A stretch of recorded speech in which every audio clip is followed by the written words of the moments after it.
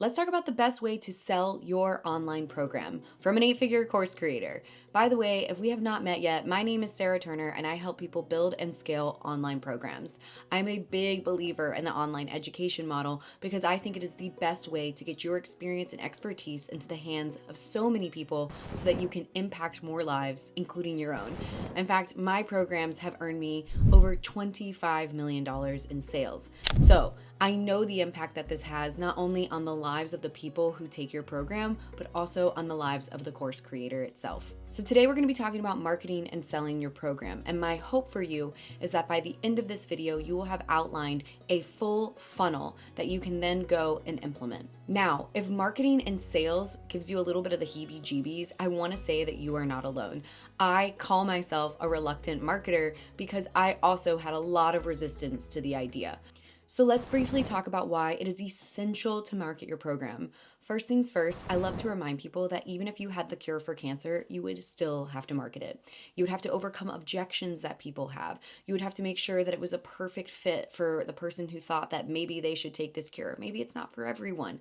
Just like your program, I'm sure your program is not for everyone, and you need to help people decide why they should work with you, why you are qualified to teach on it, as well as, if they're not the right fit, why. Like, you want to make sure that you are truly ending up in the hands of just the right people when you are marketing your program. And I always like to remind people that if you are speaking to everyone, you are speaking to no one with your marketing. So if you have a little bit of hesitation, I just want to reassure you that you can absolutely create good, authentic, value-aligned marketing that feels really good in alignment with who you are.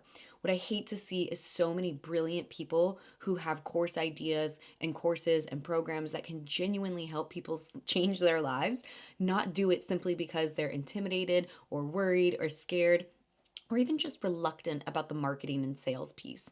That is something that can be overcome by making sure that you're doing things that work for you. That is also why my videos are a bit longer, because I help you figure out how to make this process really work for you. As you're going through YouTube videos, I want you to remember that a lot of them are course creators who are talking about their own experience in creating their own one program. So oftentimes they will only have one top of funnel strategy. For example, in case you don't know what that is, a top of funnel strategy is the way that people initially find you. YouTube organic videos is one of those strategies, right? This might be the first time you're coming in contact with me. It is a top of funnel strategy because I'm hoping that by the end of this lesson, you'll think, oh my gosh, this is super helpful. I would really like to continue working with her. But if not, that's okay too. I get to help and serve people through my YouTube videos who cannot afford to work with me or don't want to work with me, and I still really like to help. So another thing to keep in mind when you're a course creator is how you spend your time will shift over time in the process of creating your program. So in my experience, when you're initially creating your program, about 70% of your energy and your time is going to the actual program creation, while alongside that, hopefully you're doing it alongside it and not just waiting until you have your complete program built, but that's a little caveat. Alongside that, you're spending about 30% of your efforts marketing it or getting it out into the hands of people so that you can bring students through and actually validate your ideas and continue to make your program better. Now, after you have a really solid program that is getting your students results, that will shift. So you'll spend about 30% of your time and energy that you're investing into this program on actual course creation, refinement.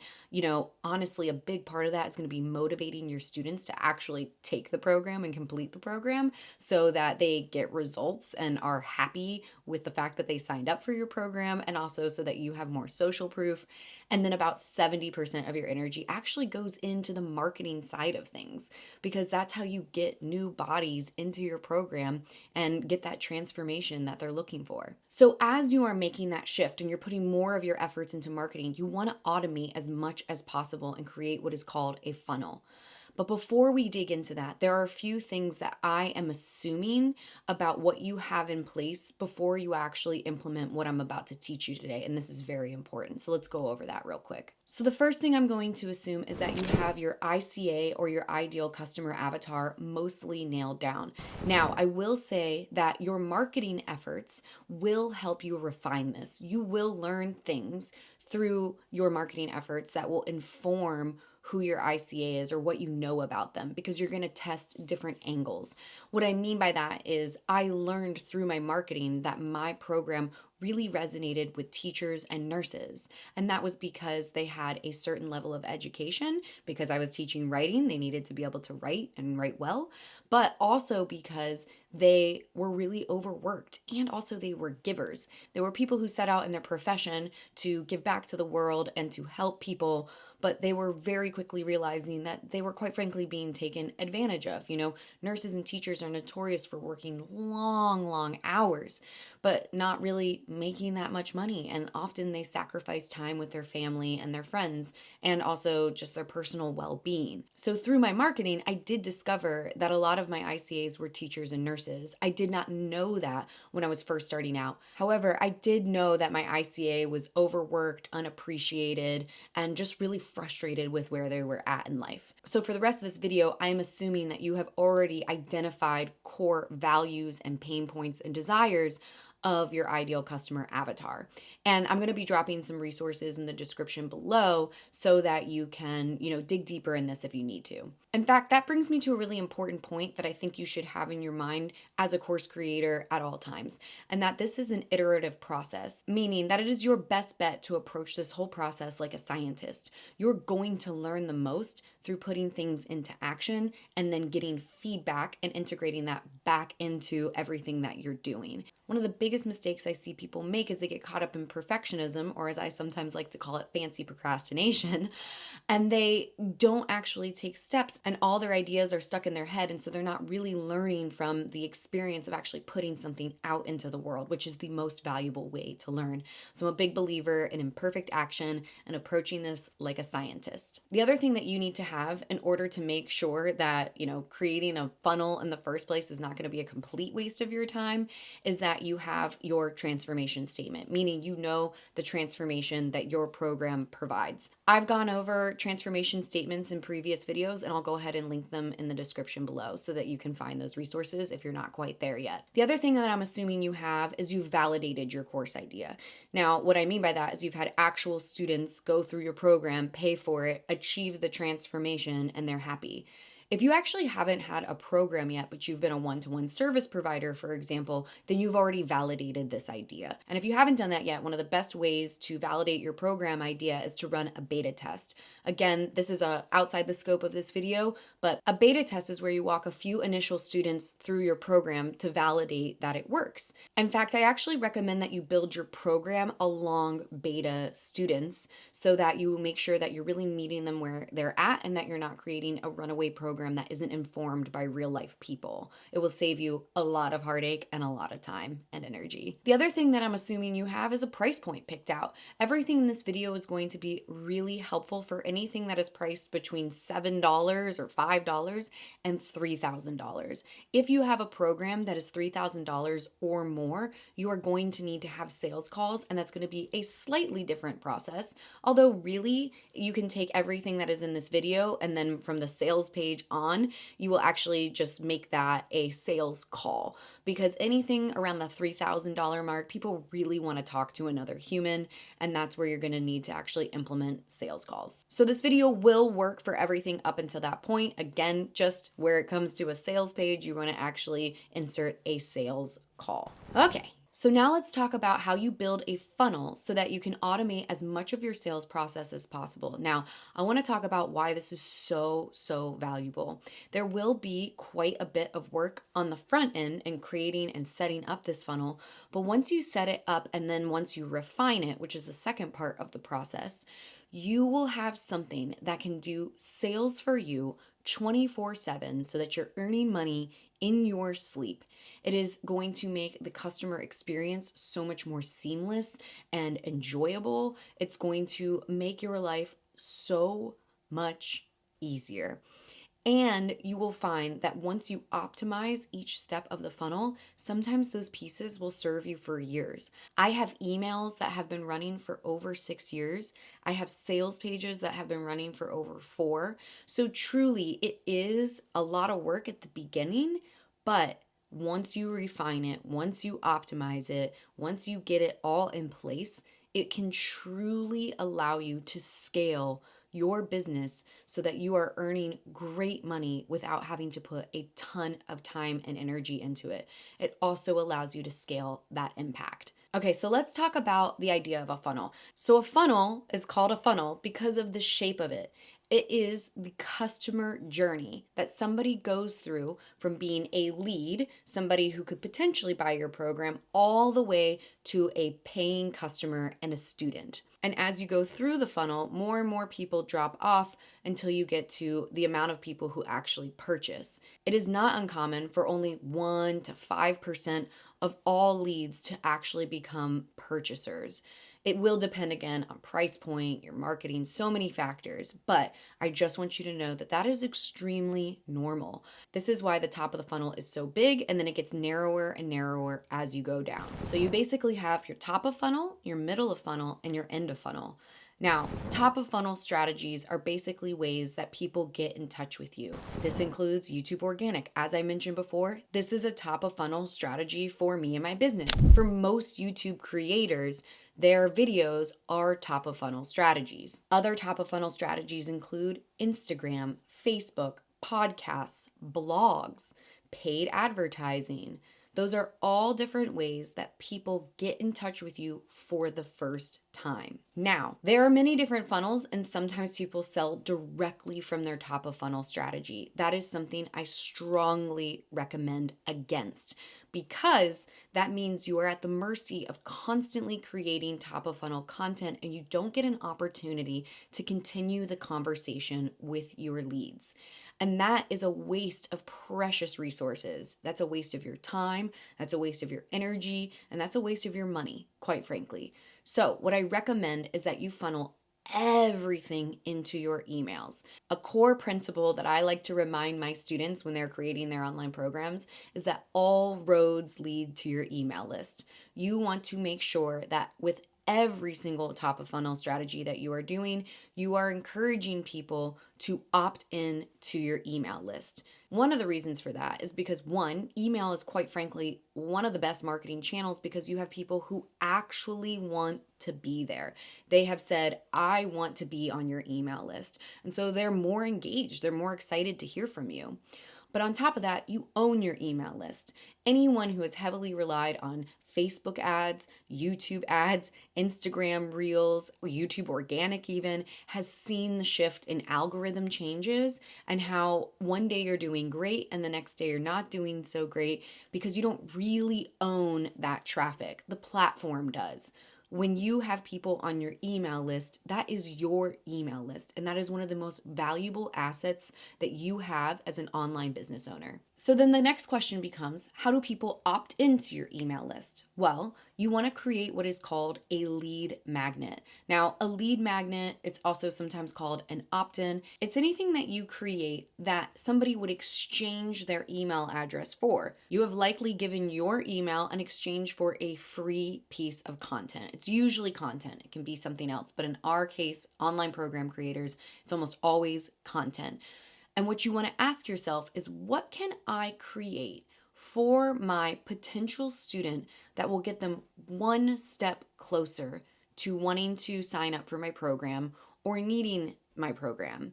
So I usually recommend that you solve a problem that brings them closer to your program. Because again, remember, this is actually all the customer journey, the journey that they are going on. The other thing to keep in mind when you're talking about the customer journey is the 5 stages of awareness, because this will often help you come up with ideas around what kind of a lead magnet to create. So the 5 stages of awareness. First, a lead might be unaware. They might not even realize that they have a problem. And maybe it's your top of funnel strategy that starts to get them realizing, oh my gosh, I understand what they're talking about. That's a problem for me.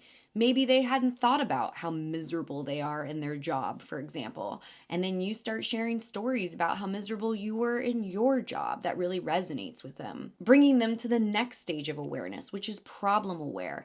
Now, I would say most of your leads are probably to some extent problem aware.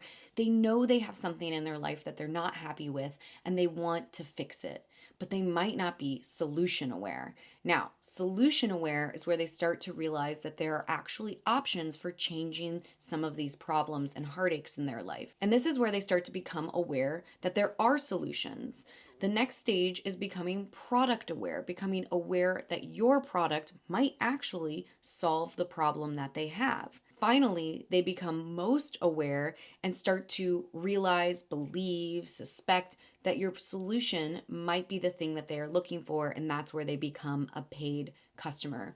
So, this is important to think about because as you are trying to brainstorm ideas on lead magnets for your online program, you want to ask yourself not only where are they in the customer journey, where are they in the process of getting a little bit closer to seeing my program as the solution, what can I do to move them along that customer journey, but you also want to ask yourself how aware are they of this problem in the first place, and what can I do to bring awareness to it and to also solve a small problem in their life. Okay, let's talk about some examples to give this concept some legs. So maybe you create a 30-day flexibility challenge because you want them to ultimately come into your yoga program, your health program, your dance program later on. And in that 30-day challenge, you help them accomplish a small goal that will get them excited and inspired and ready to sign up for your full program. Maybe you help people grow their Instagram followings. So maybe your lead magnet is 10 hooks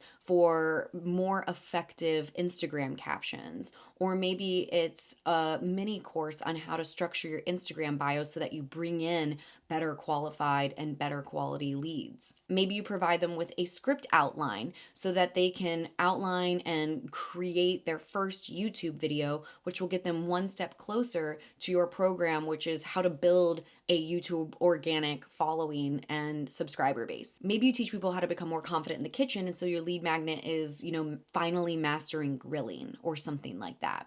So whatever your program is, you want to start thinking about what could be this lead magnet. Now, once you have your lead magnet, you want to make sure it is absolutely everywhere. I want to see it in your social media bio, in your Instagram signature, in a pop-up on your website, in a call to action or a CTA in your blogs on your website. I want to see you mention it in your podcasts. I want it on your homepage, in the footer of your website, in a menu button saying like get your free gift. I want it absolutely everywhere because you want to start funneling people into your email list. Now, the next part of your funnel is going to be your emails. This is going to be a sequence that you set up. It's usually called a sales sequence because you're usually actively selling in this sequence.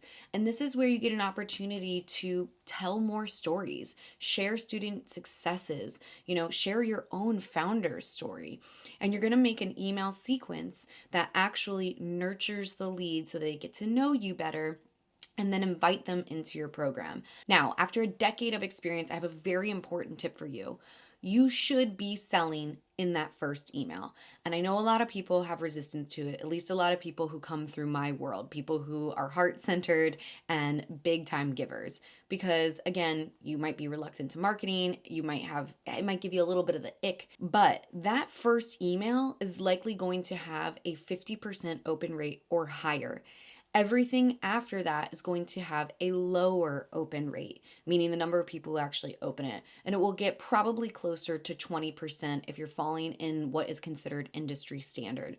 Now, not only do you have the most eyes on that first email, but quite frankly, most people are aware that this lead magnet is going to lead to something else, and they want to know what it is. We live in a time where people are much more marketing savvy than they used to be, and quite frankly, that is a good thing. We're not trying to trick people with our marketing. We're trying to get them to make an educated decision about whether or not this program is really good for them.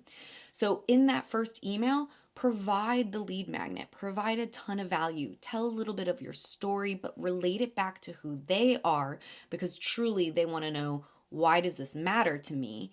And then at the very end, you can, even in just a PS, say, hey, if you're interested, here's my full program. And you want to, in each of your emails, pitch your program because people want to know. They want to learn from you. They want to know more. And it is just so important that you meet your audience where they're at and with respect. There's no reason to wait to tell them about it. In fact, I think that's actually trying to be a little bit covert.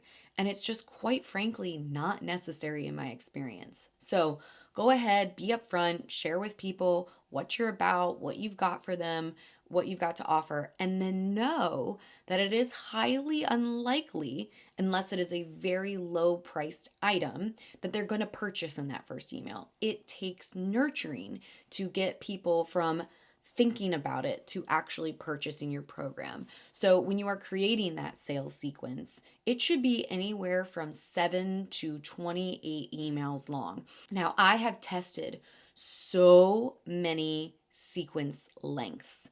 And out there in the world, lots of people, it's very interesting. You will see people give advice on something, and then the world of marketing will kind of take it and run with it as if it is the end all be all, it's a gold standard. I have found in marketing, because I'm constantly testing, that there are very few things that have a like hard, this is the right or wrong way to do it. In fact, most of the time you need to just test things to figure it out.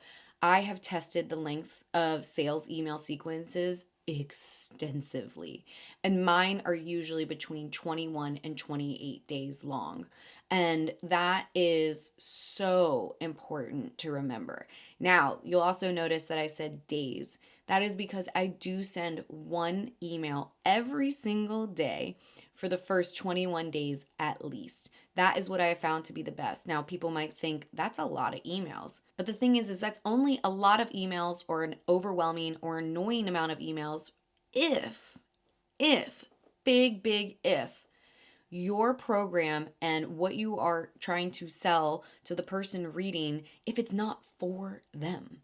The people who are super interested in your program and it's a perfect fit for are likely going to be hanging on to your every word. They're going to be excited to read your emails.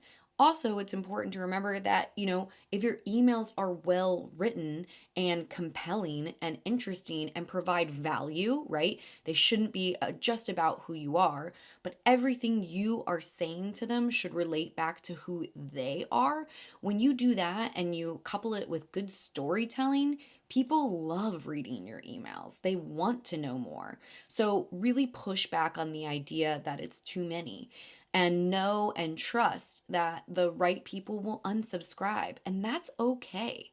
Now, you don't want to be emailing them every day for forever, in my opinion. Some email marketers will actually disagree with me on that one. So, after that initial sales sequence, you can go into a nurture sequence, which is spread out. Maybe it's one a week, maybe it's one every 3 days. Whatever you can actually consistently show up and do well is more important than the frequency. If you only have the bandwidth to send out one high quality email every 2 weeks, then that's all you can do, and that is better than nothing. I would say at a bare minimum, I would do one a week, because that keeps you top of mind, keeps you nurturing, keeps you engaging with your prospect. Now, another important part of this funnel is that when I say pitch your program in these emails, you are usually going to link out to a sales page where they actually make the purchase. So now at this point, if somebody's clicked on the sales page link, they want to know more, and that is where you do the deep dive into the program.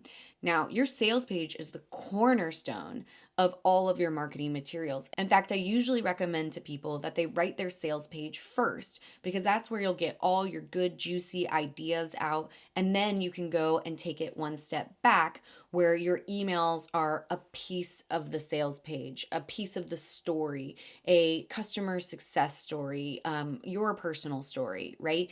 You don't want to do all of that in the sales page because it will be too much information. And also, your emails are really an opportunity to share with your audience at different angles, right? And if you back it up to even the top of funnel strategy, that's also where you have an opportunity to meet your audience using different like angles and storytelling techniques, right?